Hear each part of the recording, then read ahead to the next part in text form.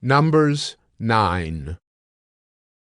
And the Lord spoke to Moses in the wilderness of Sinai, in the 1st month of the 2nd year after they had come out of the land of Egypt, saying, Let the people of Israel keep the Passover at its appointed time. On the 14th day of this month, at twilight, you shall keep it at its appointed time. According to all its statutes and all its rules, you shall keep it. So Moses told the people of Israel that they should keep the Passover. And they kept the Passover in the 1st month on the 14th day of the month at twilight in the wilderness of Sinai. According to all that the Lord commanded Moses, so the people of Israel did. And there were certain men who were unclean through touching a dead body, so that they could not keep the Passover on that day. And they came before Moses and Aaron on that day. And those men said to him, We are unclean through touching a dead body. Why are we kept from bringing the Lord's offering at its appointed time among the people of Israel? And Moses said to them, Wait, that I may hear what the Lord will command concerning you.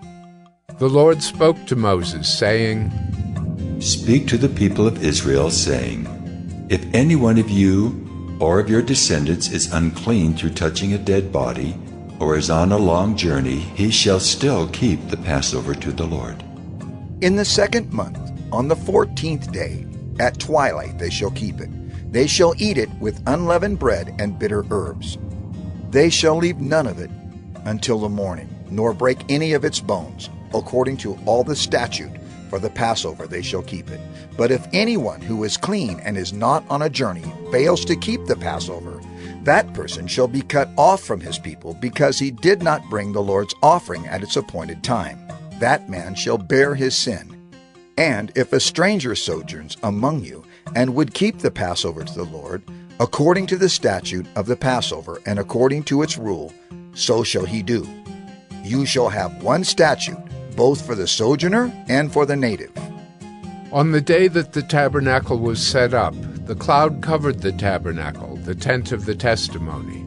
And at evening it was over the tabernacle like the appearance of fire until morning.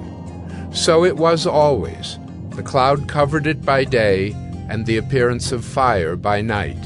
And whenever the cloud lifted from over the tent, after that the people of Israel set out. And in the place where the cloud settled down, there the people of Israel camped. At the command of the Lord the people of Israel set out, and at the command of the Lord they camped. As long as the cloud rested over the tabernacle, they remained in camp. Even when the cloud continued over the tabernacle many days, the people of Israel kept the charge of the Lord and did not set out. Sometimes the cloud was a few days over the tabernacle, and according to the command of the Lord they remained in camp. Then, according to the command of the Lord, they set out. And sometimes the cloud remained from evening until morning, and when the cloud lifted in the morning, they set out. Or if it continued for a day and a night, when the cloud lifted, they set out. Whether it was 2 days, or a month, or a longer time that the cloud continued over the tabernacle, abiding there, the people of Israel remained in camp and did not set out.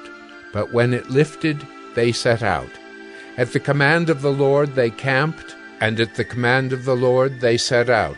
They kept the charge of the Lord at the command of the Lord by Moses.